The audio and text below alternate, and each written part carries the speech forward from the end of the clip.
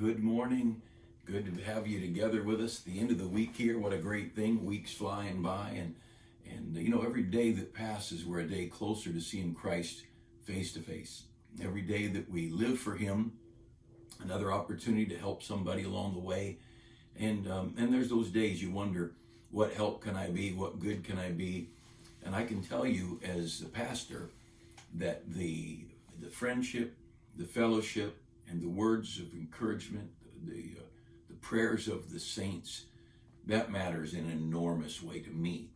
And I can tell you, pastors, I would say every pastor feels that way. I remember when I was young, early, in fact, still Bible college in Northern California, my pastor there, Pastor Blue, he told us, he said, early in my ministry, I got a group of widows that just took a liking to me.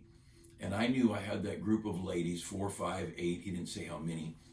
But he said I had a group of ladies, widows, that were retired. And he said, and they prayed for me. They told me they prayed for me, and they covenanted they're going to be praying for their pastor. And in those days, in the early days, he was a youth pastor, and then later became the pastor of another church when he started his church in Redding. And he said, I could tell that God's hand was more on me because of the prayers of those ladies. And he said it was most obvious when one of them went to heaven. He said, I didn't feel I had as much blessing on my life. And he told us, he said, you get people praying for you. He said the people who are busy working and raising kids, they might pray for you, but they're busy. They don't have a lot of time. But he said those folks that are retired, they've got time to go before God for a lengthy period of time or several times a day, and to pray for you and the ministry. And he was talking to young men going to be pastors, and pray for your church, pray for the ministries of the church.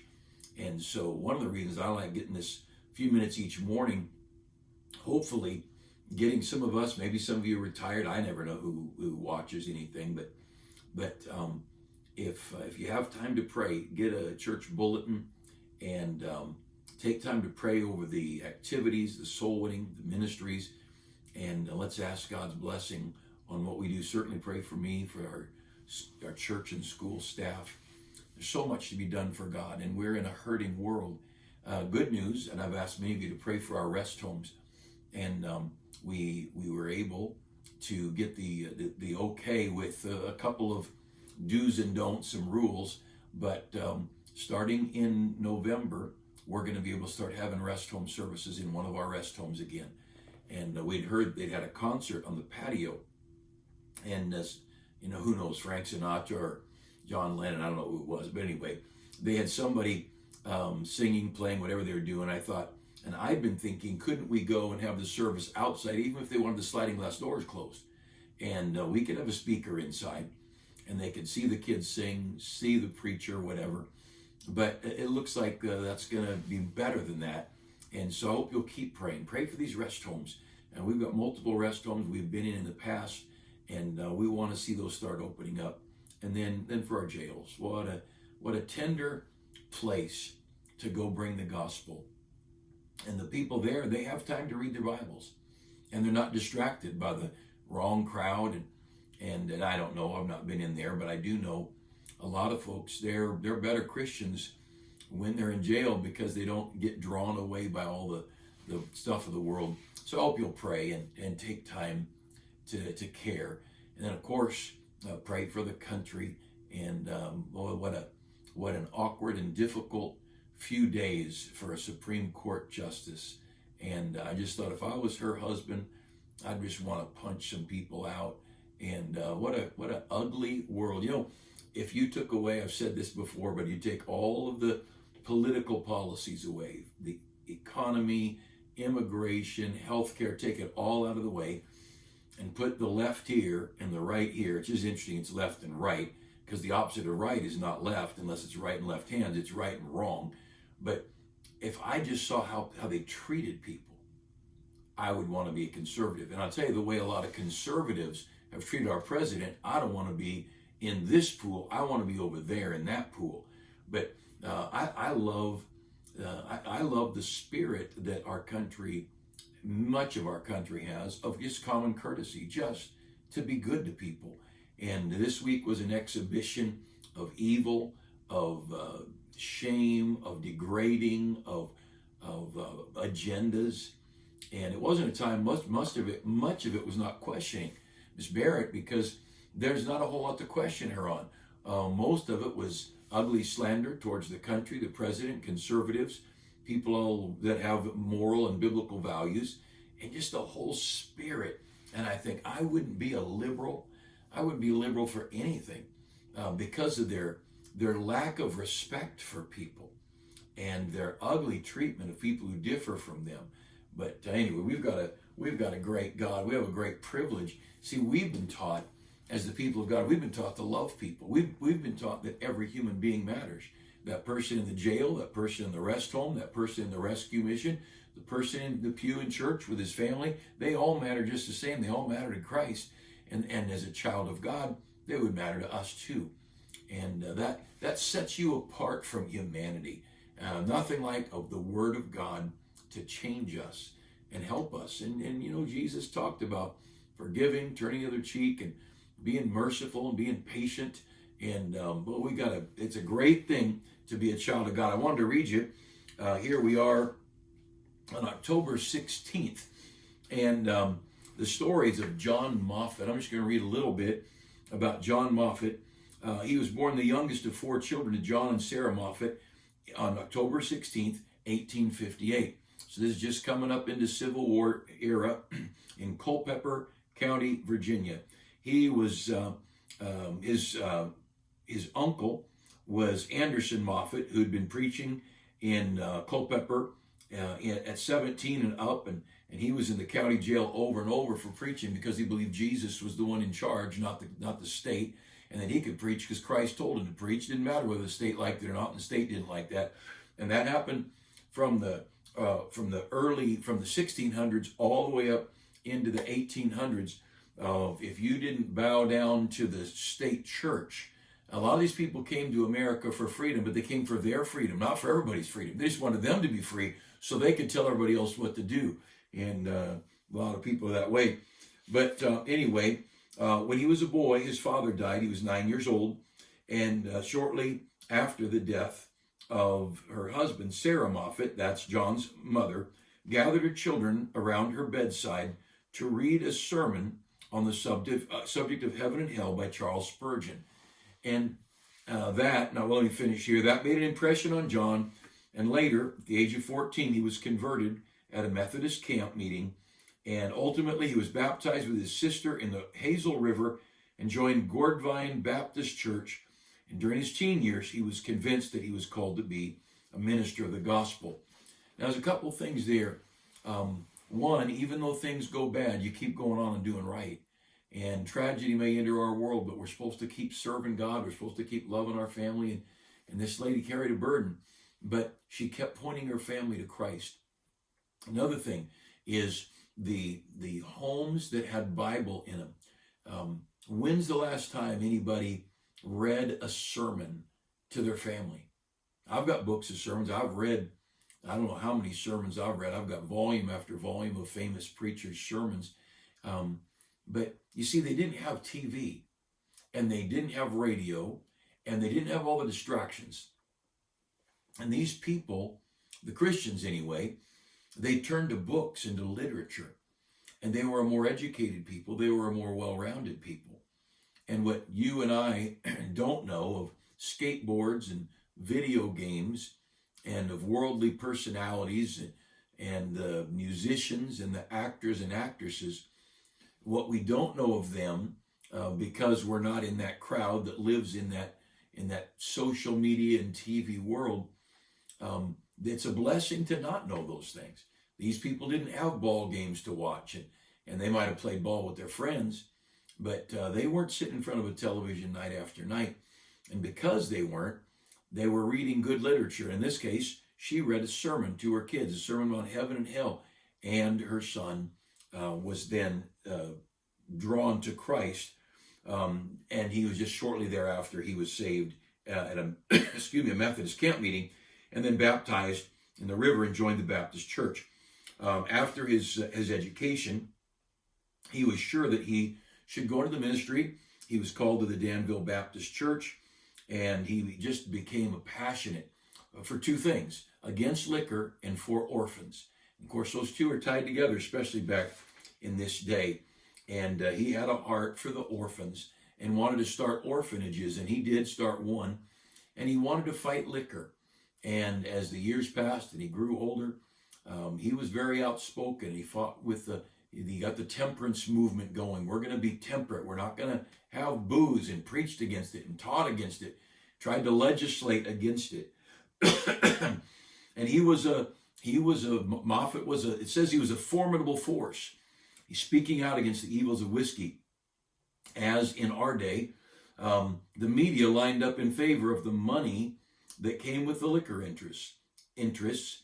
And so Moffat couldn't publish any of his stuff because he was so outspoken and people knew him so well. The newspapers wouldn't print any of his stuff, so he started printing his own material and hand distributing it around on the streets. Soon after, because of the impression he was making on the liquor crowd, he was gunned down.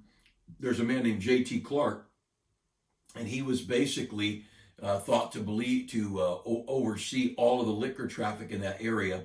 And he made Clark so mad that he gunned down Moffat in the street in Danville, Virginia, while on his way to a temperance meeting.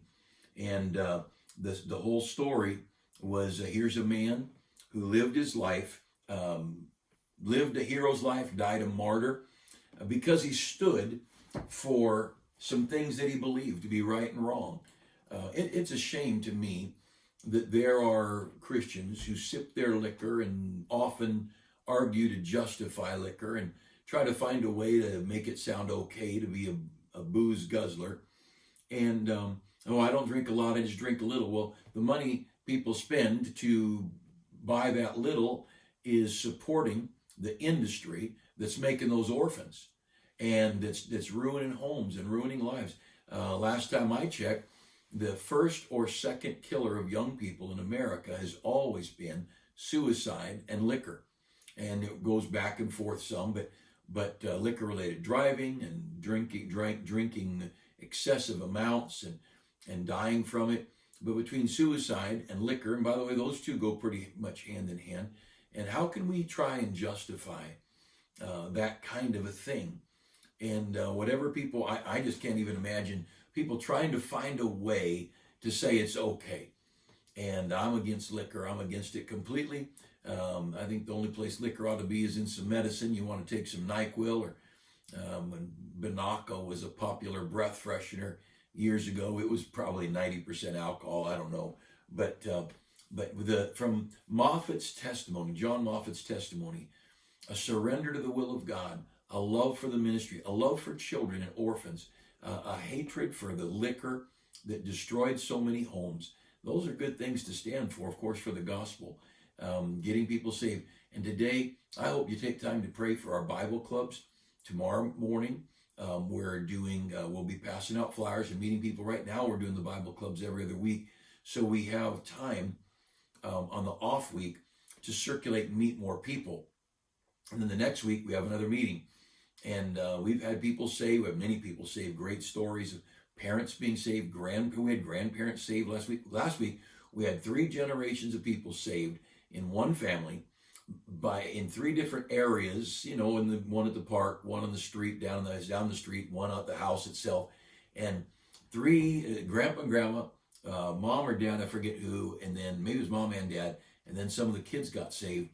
And I hope you take time to pray for these Bible clubs. So tomorrow, just going to be out wandering, meeting people, witnessing, soul winning, inviting people to the Bible clubs, telling them what's going on. The next week, we'll have the Bible clubs again. But pray for that, and then pray for our bus ministry.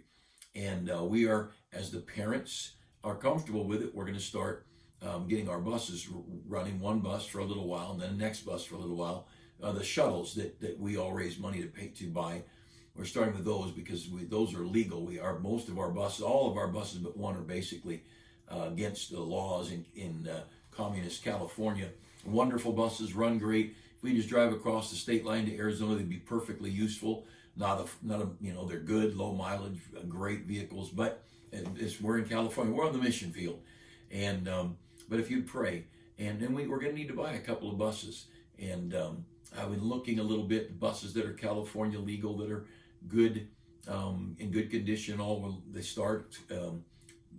One of our friends found some in Oklahoma for $25,000 each, and I thought, oh, that's a lot of money. But God knows it's His business. But if you'd be praying for our Bible clubs, for these thinking about Moffat and his heart for children, pray for our Bible clubs, and pray that God would bless our bus ministry. And God is so good. I wanted to read a couple verses this morning, looking over at Matthew chapter 19 and down at verse 13. And if you just look, this is about children. And there were, Matthew 19:13, there were brought unto him little children, that he should put his hands on them and pray. And the disciples rebuked them. So here Jesus is teaching. There was always crowds, and some parents came. They just wanted Jesus to touch their children, to bless their children, pray for my children. And so the disciples said, no, this is important business here. You keep the kids away. This is adult business.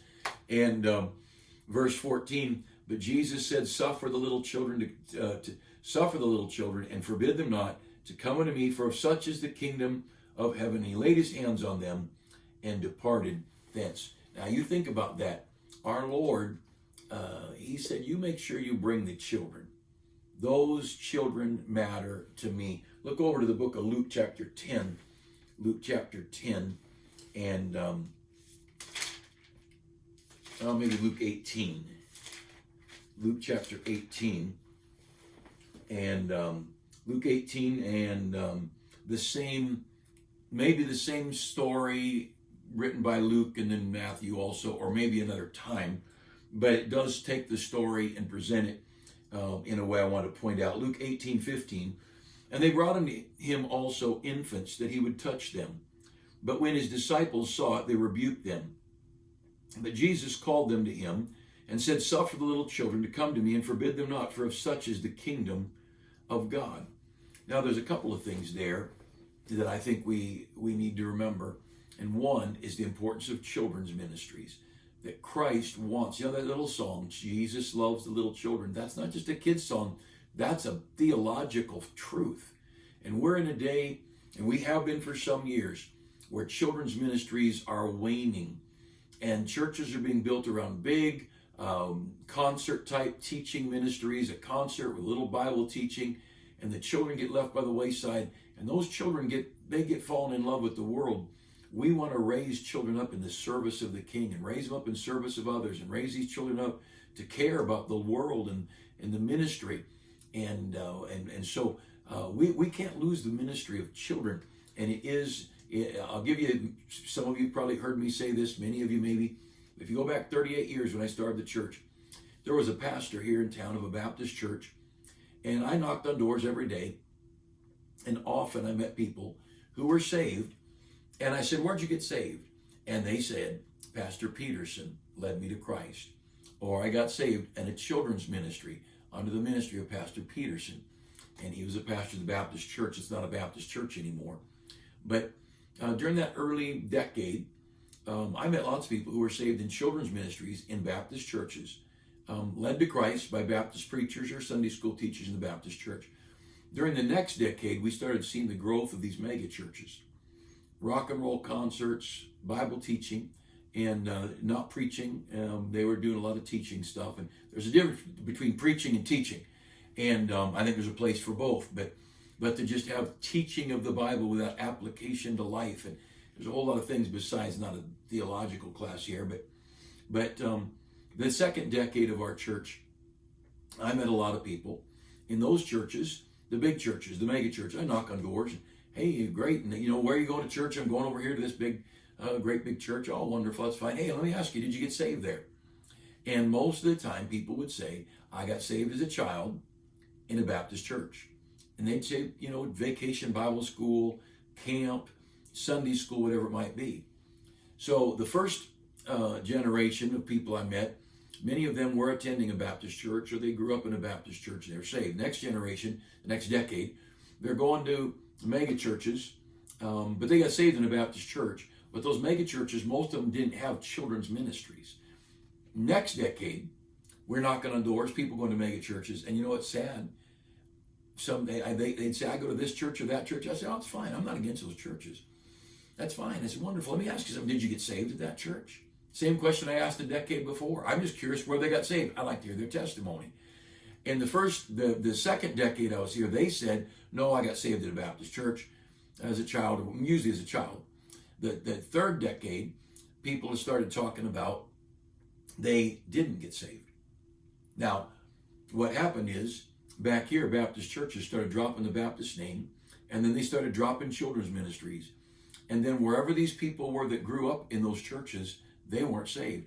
And I don't know how many people we've led to Christ who go to these mega churches, and they're good people, and they're sincere people, but they're not saved. They've not had anybody tell them how to get saved. In fact, many of these mega churches are telling people, you need to work it out. You need to work through this thing, and you need to change your life and work. That's work salvation.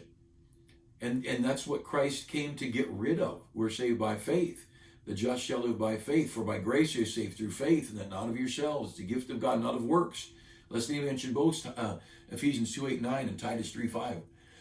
So we're in a day now where we've got a lot of religious people. Many don't know they're saved.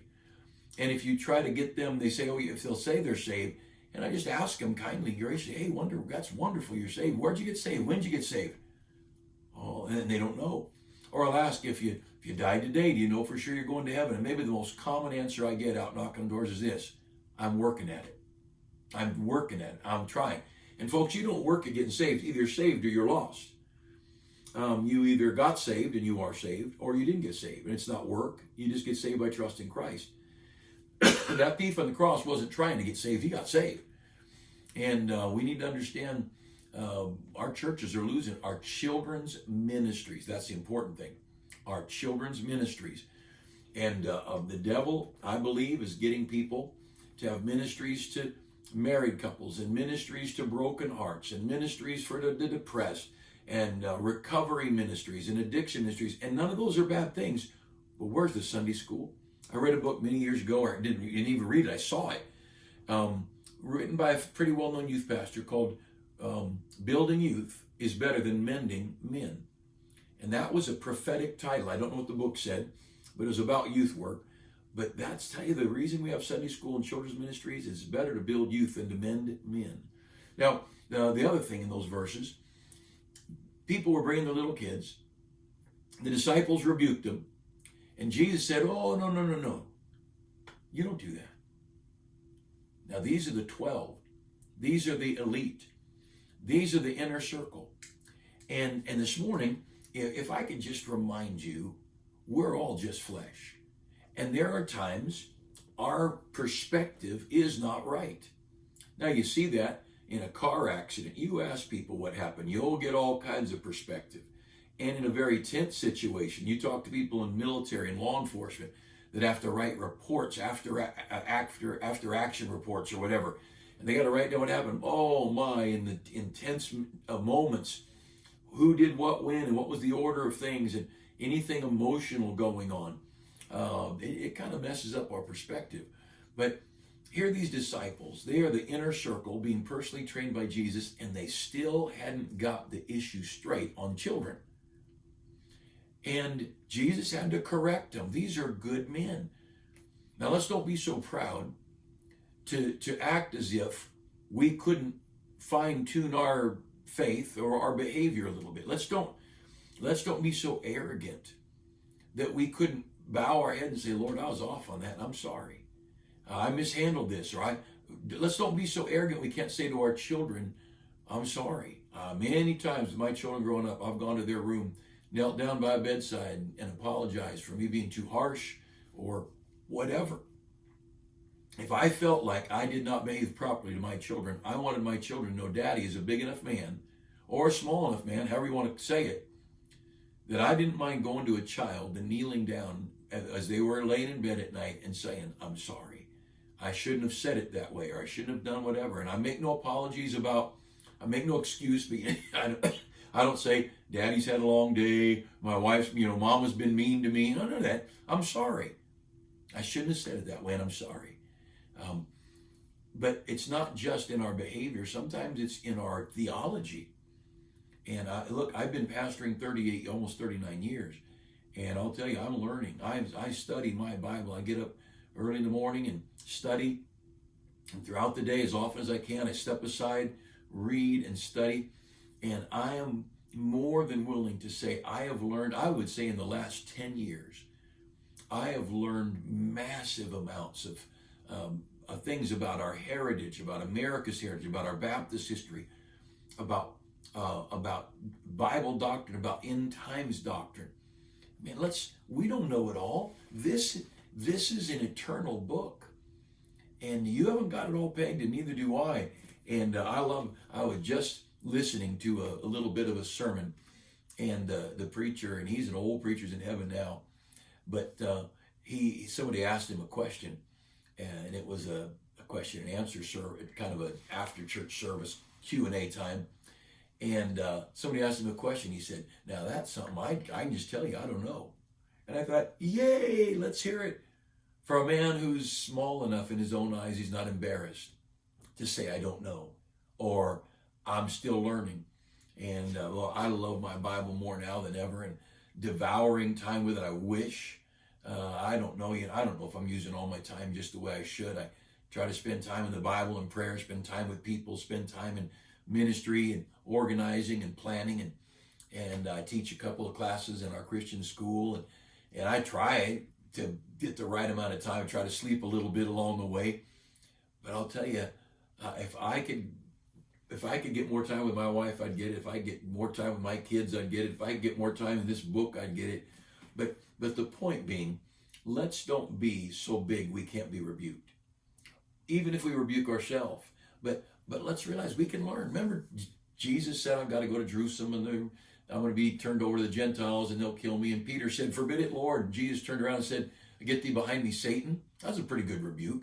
Hey, how would one of us do if our pastor or our spiritual leader in front of others said, "Get behind me, Satan"? I don't think that'd go over real well. The fact is, especially men, but ladies too, we don't take correction very well. We don't take rebuke very well. And we're pretty arrogant.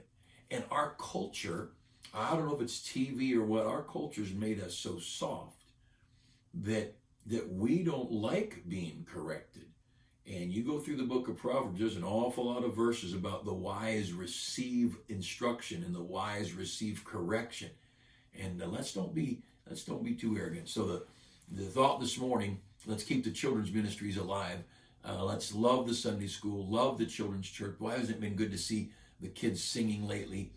We've had these children singing as we've had this treasure chest offering. If you didn't hear, maybe you haven't caught up with us.